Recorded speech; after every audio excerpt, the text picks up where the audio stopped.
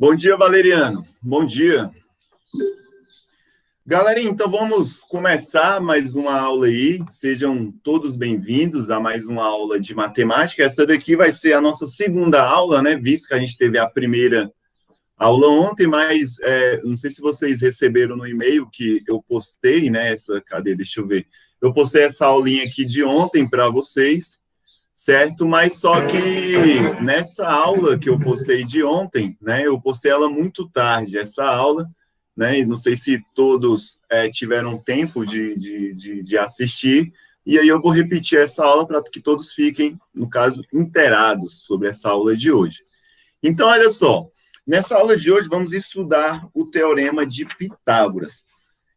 Apesar de receber, né, o nome de Teorema de Pitágoras, esse Teorema de Pitágoras ele era conhecido há muito tempo atrás ali pelos egípcios e também pelos babilônicos, né? Para quem não sabe, a civilização ali a civilização ali que formou na Babilônia, deixa eu ver aqui. Professor, você pode me confirmar se recebeu? Recebi, Valeriano, recebi, acho que foi agora de manhã, eu recebi um e-mail, eu acho que foi seu esse e-mail, deixa eu dar uma Então olhada. foi agora mesmo, professor, porque eu estava tendo dificuldade de acessar a internet pelo computador. Aqui, ó, Foi Valeriano, agora mesmo. cadê, onde é que está a tela? Aqui. Beleza, recebi sim seu e-mail, tá ok. Então, assim, né, essas relações que nós vamos estudar hoje, né, que recebe o nome aí de Teorema de Pitágoras, elas são conhecidas há muito tempo. Mas ela recebeu esse Teorema de Pitágoras, segundo alguns livros, né, que foi Pitágoras que demonstrou, no caso, provou, ele fez a prova, a demonstração geométrica de como tudo isso funcionava. Isso daí são que muitos livros da literatura usam, mas no meu ponto de vista, certo? O que eu acredito é que o Ocidente ele sempre usurpa as ideias ali de povos que eles colonizaram.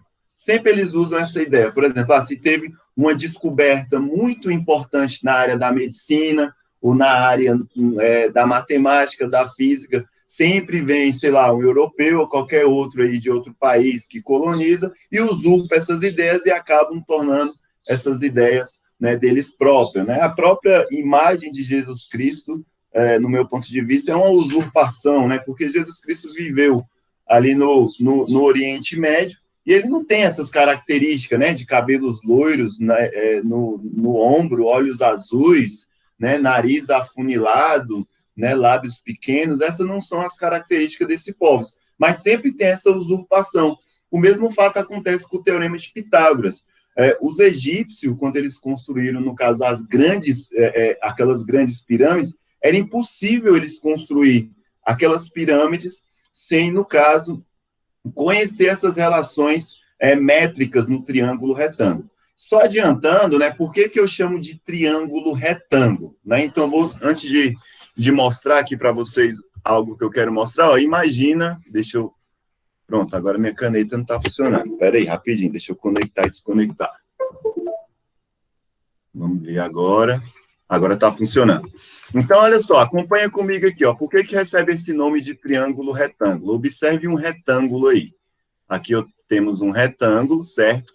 Esse retângulo, ele tem ângulos aqui, no caso, de 90 graus. Então, se é uma quina, a gente aprendeu que tem um ângulo de 90 graus. Então, onde é que tem quina, tem um ângulo de 90 graus. Se você olhar lá para a quina, entre o teto e a parede da sua casa, do local onde é que você está, você vai, né, com algum instrumento de medida, você consegue medir esses ângulos. E aí eu pego o seguinte, ó. Eu pego esse retângulo, né, que está aparecendo mais um quadrado ele é um caso especial do retângulo, e divido ele ao meio. Quando eu divido ao meio, eu tenho esse primeiro triângulo e esse segundo triângulo. Então, olha só, o primeiro triângulo, ele recebe o nome de triângulo retângulo porque ele tem esse ângulo de 90 graus. O segundo também no caso aí, um triângulo retângulo. Se eu dar um Ctrl+C, um Ctrl+V, eu consigo colar essa imagem bem aqui acima. Mas por que eu falo? No caso, professor, você está falando de usurpação de ideias. Por exemplo, aqui, ó, Por exemplo, aqui, vou fazer uma breve pesquisa aqui no Google, né? E aí existe, eu não sei pronunciar o nome, mas foi um escrito, né? Não sei se era bem não era um pergaminho, porque o pergaminho acho que já era feito, né, ali com pano, alguma coisa do tipo. Eles escreviam na argila, né? Acho que é a tábua, RID, deixa eu ver se eu sei escrever aqui o nome. RID, deixa eu escrever aqui matemática, que eu acho que aparece alguma coisa.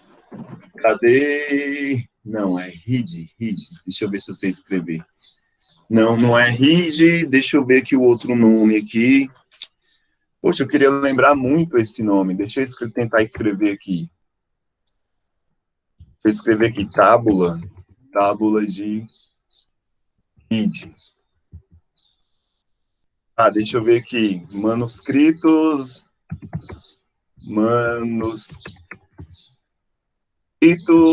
matemáticos egípcios. Escrever rapidão aqui, vamos ver se vai. Matemática, deixa eu procurar aqui alguma. Pronto, achei. Olha só, nós temos aqui, ó, por exemplo, isso daqui foi escrito há não sei quantos mil anos, né, antes de Cristo.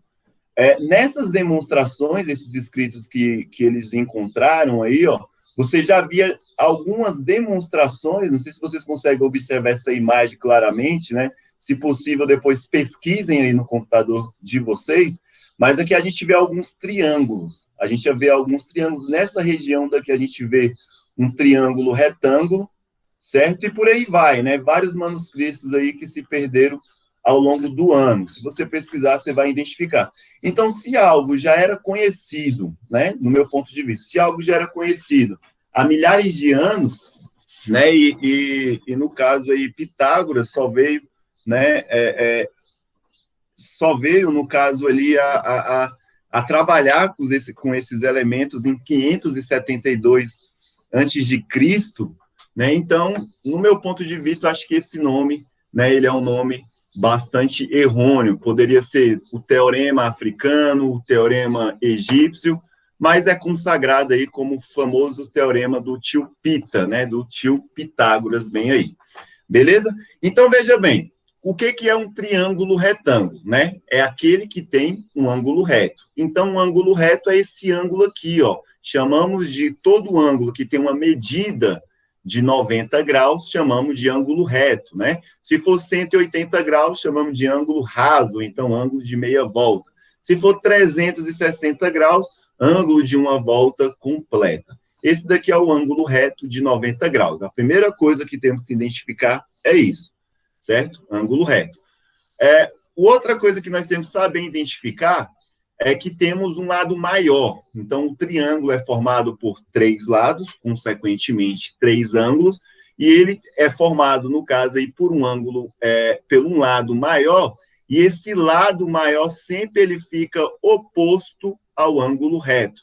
Então, muitas das vezes, vocês não vão encontrar o triângulo bonitinho desse jeito. Vocês podem encontrar ele, por exemplo, né, de cabeça para baixo, desse jeito aqui, ó, certo? E o ângulo reto vai estar aqui. Então, é só lembrar que a hipotenusa é o maior lado do triângulo, né? Isso, perfeito. É só lembrar que a hipotenusa é o maior lado do triângulo. Então, temos aí o maior lado do triângulo, a hipotenusa. Os outros dois lados, Nesse caso, ela só pode ser do triângulo isósceles ou escaleno, né? Ele pode ser apenas isósceles, sim. O primeiro estudo que o Pitágoras fez foi com triângulos isósceles. No caso, era um triângulo, né, que tinha um ângulo reto e 2 lados iguais. Uhum. Mas, no nosso caso, não precisa ser isósceles. Ele pode ser escaleno, né? O que é o escaleno? Que tem todos os lados diferentes. Né? Então, ele pode ter uma medida aqui de 3, uma de 4, uma de 5. Né? Então, pode ser o isósceles. O equilátero não rola, né? O equilátero... ele tem todos os lados iguais. Né? Todos os lados iguais. Então, só vai valer aí para o triângulo escaleno, que tem todos os lados diferentes, e para o isósceles, né? Então, é uma conclusão que a gente tirou aqui agora. E perfeita a sua análise. Tranquilo? Então, é isso que a gente tem que saber inicialmente. Beleza? Mas antes disso, né, eu vou arrastar aqui para o lado, e ver como aí o Pitágoras, ele tirou toda essa ideia. O Teorema de Pitágoras, ele diz o seguinte, como está escrito bem aí, né? Ele fala que a soma dos dois catetos, né? Olha só, deixa eu voltar aqui, ó. A soma dos dois catetos, ambos elevado ao quadrado, é igual à hipotenusa elevada ao quadrado. E aí vocês podem pensar o quê? Mas é algo que nós vamos trabalhar essa segunda parte do terceiro bimestre, que é, para falar a verdade, é bem fácil, né? A gente vai fazer só contas de potenciação, tirar uma raiz quadrada, uma multiplicação, uma divisão. Nós vamos trabalhar basicamente com isso. E aí o Teorema de Pitágoras, né? Deixa eu só escrever aqui o que ele diz. Eu vou chamar aqui, ó, de H a hipotenusa. Ele fala que a hipotenusa elevada ao quadrado é igual o cateto, e aí eu vou chamar aqui, ó, de cateto 1 elevado ao quadrado, mais, esse daqui eu vou chamar de cateto 2, mais o cateto 2 elevado ao quadrado. Então, ele diz que se você elevar ao quadrado os dois catetos, né, vai ser igual a hipotenusa elevado ao quadrado. Apenas isso. Beleza, mas como que surgiu essa ideia? Veja bem, ele pegou, né, no caso aí, 4 quadrados, né? Ele pegou 4 quadrados e calculou, no caso, a área do primeiro quadrado, né? Então, esse lado aqui tem 3 medidas, veja bem, ó, uma unidade. Então, cada quadradinho desse daqui mede uma unidade. Então, se eu for calcular a área desse primeiro quadrado aqui, eu multiplico 3 vezes 3. Então, 3 elevado ao quadrado é igual a 9. E aí ele pegou, no caso aí, um outro quadrado, né, que tem 1, 2, 3, 4, 1, 2, 3, 4, e calculou a área dele, 4 vezes 4, ou então 4 ao quadrado, que dá igual a 16. E aí ele conseguiu verificar que se ele pegasse, ó, 3 elevado ao quadrado mais esse 4 elevado ao quadrado, ficaria igual a 5 elevado ao quadrado. Então, se ele somasse a área desse primeiro quadrado, mais a área desse segundo quadrado, iria ser igual à área do outro quadrado maior, que no caso é o que tem o lado da hipotenusa. E aí ele falou o seguinte, ó, as medidas, né, as medidas dos lados desses quadrados, né, quanto eu elevo ao quadrado, e mais na frente a gente vai tirar a raiz, a gente consegue verificar e encontrar o valor da hipotenusa. Beleza? Então, basicamente é isso, né? E aqui eu vou expressar mais uma vez, né, a definição do que ele diz. Então, ele diz que no Teorema de Pitágoras a gente pode enunciar o seguinte: em todo triângulo retângulo, o quadrado da medida da hipotenusa é igual à soma dos quadrados das medidas dos catetos. Beleza. Agora vamos ver como que isso funciona na resolução de exercícios. Então, eu tenho esse primeiro exercício aqui, que está lá na página 201.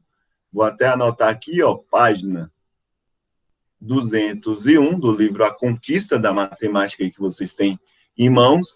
E o primeiro enunciado, ele diz o seguinte, ó, qual é o valor da medida A no triângulo retângulo da figura ao lado, né? Então, a gente vê que é um triângulo retângulo, então, se é um triângulo retângulo, podemos aplicar o teorema de Pitágoras. Então, o que o teorema de Pitágoras ele diz, né?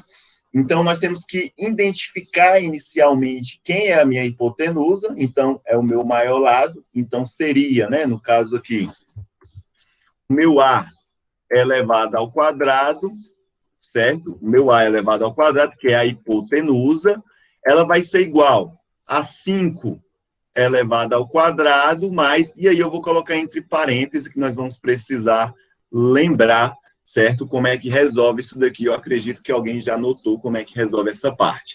Então, ó, A elevado ao quadrado continua sendo A elevado ao quadrado. 5 elevado ao quadrado é 5 vezes 5. Não confunda na hora da prova de fazer 5 mais 5 igual a 10. É 5 vezes 5, que é 25. E esse erro aqui, ó, ele acontece demais, beleza? Então, não confunda nessa parte, certo? Não soma, é 5 elevado ao quadrado. Beleza? Então, 5 elevado ao quadrado é igual a 25. Mas, alguém consegue me dizer como é que eu resolvo essa parte aqui? Alguém lembra lá do primeiro bimestre? Você cancela a raiz quadrada com um denominador de 5. 2. Exatamente. Então, galerinha, essa parte aqui eu nem vou voltar nessa explicação, né? Então, esse 2 vai embora É com porque, esse... no caso, era como se um fosse o inverso do outro, né? O Isso, olha só, inverso da raiz quadrada é a potenciação. é a mesma coisa que 1 sobre 2, né? Então, eu vou voltar. Eu falo que não vou, mas eu vou. Então, olha só, raiz de 3 elevado ao quadrado. Então, eles utilizam o símbolo de raiz quadrada para não escrever uma fração no expoente. Mas isso daqui é a mesma coisa que 3 elevado a 1 sobre 2, que é elevado ao quadrado. Então, eu substituí, ó, essa parte aqui. E quando eu chego nessa parte, eu tenho uma multiplicação no caso de potência. Quanto eu multiplico? Ó, 1 sobre 2 vezes 2 fica 3, né? Aí 2 vezes 1, 2, dividido por 2. 2 dividido por 2, 1, fica 3. Por isso que eu simplesmente corto. Então, cortando, fica apenas o número 3. Beleza? Então, vai ficar assim, ó. O meu A elevado ao quadrado é igual a 25 mais 3, que é igual a 28. Beleza? E agora, como é que eu faço para achar o A? O que eu faço agora? Porque eu não quero o A elevado ao quadrado, eu quero apenas o A. Alguém lembra? Alguém me ajuda? Alguém sabe Você qual eu faço? passa o denominador para o outro lado como raiz quadrada. O expoente, né? O expoente, mas é exatamente isso. Você vem É, aqui, o ó, no expoente. 2 e dá um peteleco na orelha dele, ele vem para o outro lado aqui, ó, fica A é igual a raiz quadrada de 28. E aí, quando vocês forem fazer o PAS no ano que vem, nunca nessa vida vocês vão encontrar uma resposta raiz quadrada de 28. Mas é nunca mesmo vocês vão encontrar numa prova escrito desse jeito aqui. Ele vai colocar as opções lá. A vale tanto, B vale tanto, C vale tanto. Ele vai colocar isso daqui, ó, na forma fatorada. Então, nós vamos ter que fatorar o 28. Vamos lembrar como é que fatora o 28 aqui, ó? Deixa eu escrever aqui, 28 fatorado. Vou pegar o número 28 e fazer a fatoração em números primos. Então, eu vou dividir aqui por 2. 28 por 2 dá igual a 14, por 2 dá igual a 7. E aí, por 2 não vai, por 3 também não, nem por 4, nem por 5, só vai dividir por 7, que dá igual a 1. Então, eu posso escrever 14. assim, ó. Ah, não, dá 28. Isso. Aí fica 28 é igual a 2 vezes 2 vezes 7. Então, eu posso escrever 28 desse jeito, ó. 2 vezes 2, 4. 4 vezes 7, 28. E aí eu posso continuar escrevendo, ó. 2 vezes 2 é 2 elevado ao quadrado vezes 7. Lembraram disso daí? Então, veja bem o que eu vou fazer, ó. Aqui na frente, eu vou escrever assim, ó. A é igual a raiz quadrada de 2 elevado ao quadrado vezes 7.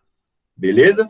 E aí tem a propriedade que diz o seguinte: se eu tenho dois números sendo multiplicados dentro de uma raiz quadrada, eu posso separá-los. Então, é isso que eu vou fazer. Vai ficar 2 elevado ao quadrado dentro de uma raiz, que multiplica 7 elevado ao quadrado. Ó, então, esse 2 morre com a raiz, e o resultado fica 2 vezes raiz de 7. Esse daqui é o valor do meu A.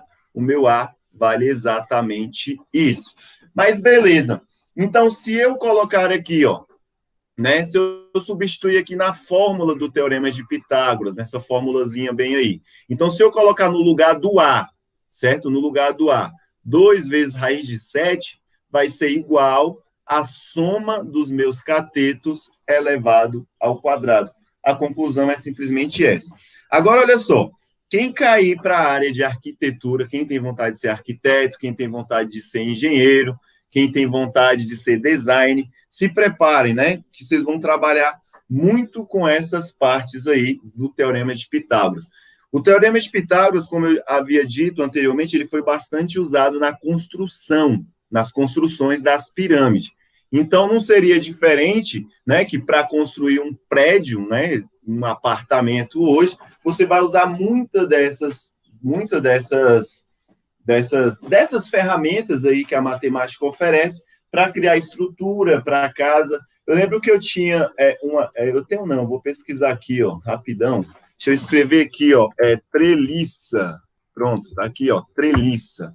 Quando a gente pesquisa treliça, quem foi lá no ginásio Ulisses Guimarães, eu já fui no Mané Garrincha, vocês vão ver que as estruturas metálicas, né, de todos os estágios, praticamente, que eu já vi, eles é formado aí por esses elementos da engenharia civil, né, que é chamado de treliça, né, engenharia de estruturas, né, ele pega e fala, ó, uma treliça é uma estrutura composta por 5 ou mais unidades triangulares.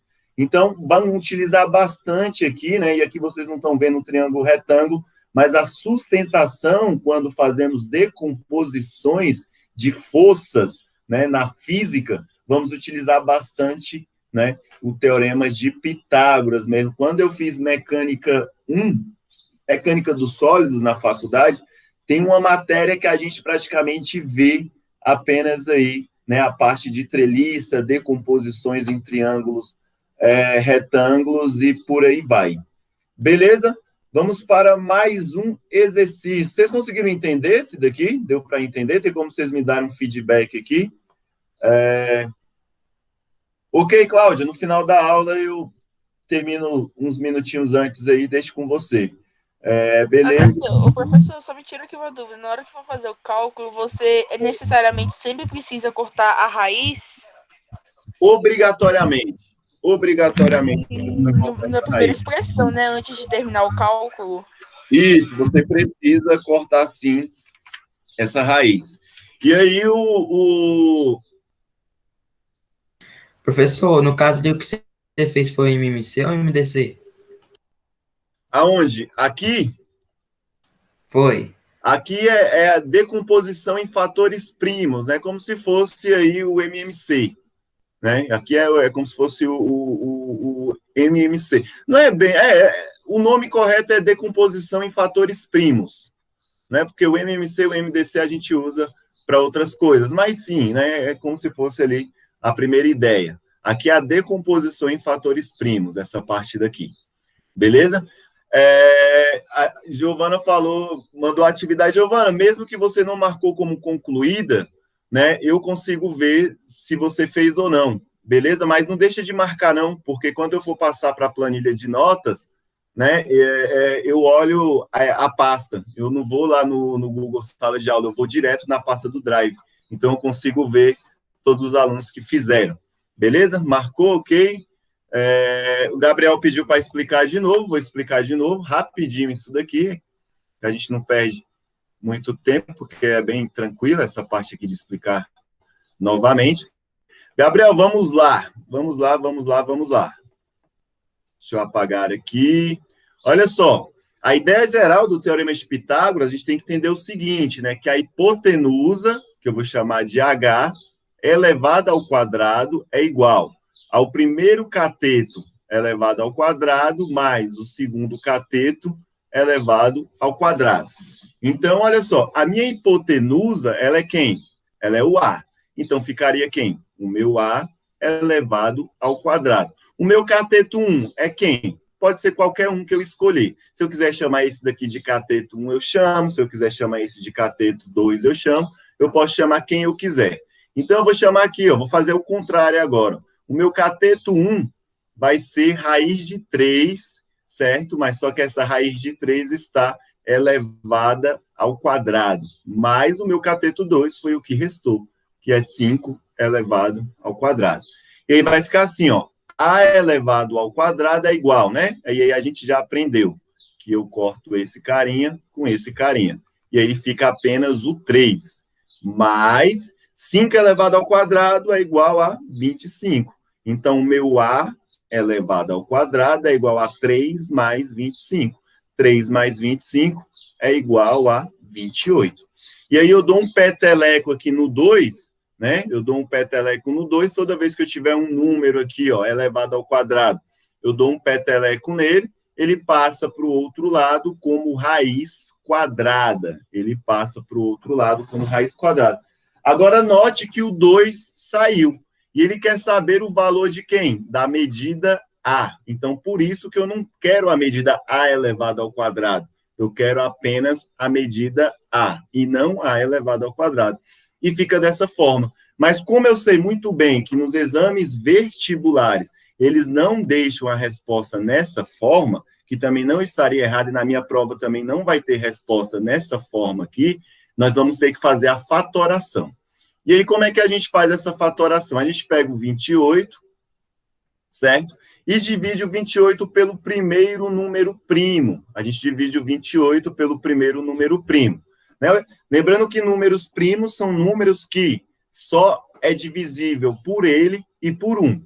Por exemplo, o 2 é um número primo? Sim. O 2 é o único número par que é primo. O único número par que é primo. O número 1 e o número 0, ele não são nada. Eu não chamo ele de número primo. Beleza? Então, ó, 28 dividido por 2, a gente sabe que é 14. E aí eu continuo dividindo por 2, que 14 é par. Fica igual a 7. Agora, olha só, 7 eu não posso dividir por 2, porque não dá uma divisão exata. Também não posso por 3, nem por 4, nem por 5, só vou poder pelo 7, que dá igual a 1. Então, o que significa esses números aqui que eu acabei de extrair? Significa o seguinte, ó, que o 28, ele é a mesma coisa que 2, eu peguei esse 2 e multipliquei por esse 2, certo? Depois multipliquei pelo 7. Então, o 28, ele é igual a 2 vezes 2, que é 4, 4 vezes 7, que é igual a 28. Então, eu posso escrever o meu 28 como 2 elevado ao quadrado, porque 2 vezes 2 é 2 elevado ao quadrado, que multiplica o 7. Então, olha só, no lugar desse 28 aqui, eu vou colocar quem? Essa linda expressão ali. Então, vai ficar assim, ó, que o meu A é igual a 2 elevado ao quadrado, que multiplica o 7. Mas tudo isso está dentro da raiz. E aí, lá no primeiro bimestre, eu sei que está um pouco longe, né? Mas isso aqui é só lembrar que vocês compreendem novamente, que vão utilizar muito. Toda vez que eu tenho dois números sendo multiplicados, dentro de uma raiz, certo? Eu posso separar. Então, eu posso escrever assim, ó, que o A é a mesma coisa de 2 elevado ao quadrado, então eu posso separar dando uma raiz quadrada para cada um. Vezes 7, raiz quadrada.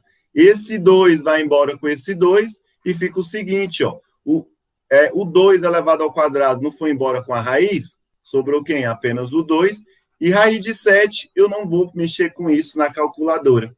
Então, o meu A, ele é igual a 2 vezes raiz de 7. Essa é a minha resposta final. Deu para pegar aí? Deu para entender agora, Gabriel? Beleza? Então, olha só, vamos resolver mais um aí para a gente finalizar a aula. Vamos resolver mais um para finalizar a aula. Então, no caso, era como se você, no caso ali que você fez, foi fatorar, né? Fatorar em números primos. Isso, fatoração em números primos. Foi exatamente isso que eu fiz. Vamos resolver outro para fixar melhor. Ele diz o seguinte, ó, em um triângulo retângulo ABC, então um triângulo retângulo ABC, a hipotenusa A é igual a 13, e um dos catetos mede B igual a 12. Quanto mede o outro cateto? E aí eu vou desenhar assim, ó, só para a gente dar uma variadazinha um pouquinho. Imagina aí esse triângulo, certo? E eu tenho um triângulo retângulo bem aqui, porque eu tenho um ângulo de 90 graus. E ele diz que a hipotenusa mede 13, que é o meu maior lado. Ela mede 13 centímetros. Um dos catetos mede 12. Qual que mede 12? O que eu quiser. Eu vou dizer que é esse daqui, ó. E aí eu quero saber a medida desse outro, que eu vou chamar de x. Mas eu sei o seguinte, ó, que a minha hipotenusa elevada ao quadrado é igual o meu cateto 1 elevado ao quadrado mais o meu cateto 2 elevado ao quadrado. Quem é minha hipotenusa? 13. Então, eu vou lá, ó. 13 elevado ao quadrado é igual. O meu cateto 1, eu posso escolher o 12, né? Então, eu vou escolher aqui, ó, 12 elevado ao quadrado, mais quem é o meu cateto 2? X. Então, vai ser x elevado ao quadrado. Agora, eu vou desenvolver isso daí, ó. 13 elevado ao quadrado, né? 13 vezes 13 é igual a 169. 12 elevado ao quadrado é igual a 144, mais x elevado ao quadrado. Agora, olha só, o 144, ele é positivo. Eu vou jogar para o outro lado. Então, vai ficar assim, ó. 169 ele era positivo, passou para o outro lado da igualdade, ele veio negativo, certo? Tudo isso é igual a x elevado ao quadrado. Ó, 169 menos 144, isso é igual a 25, beleza?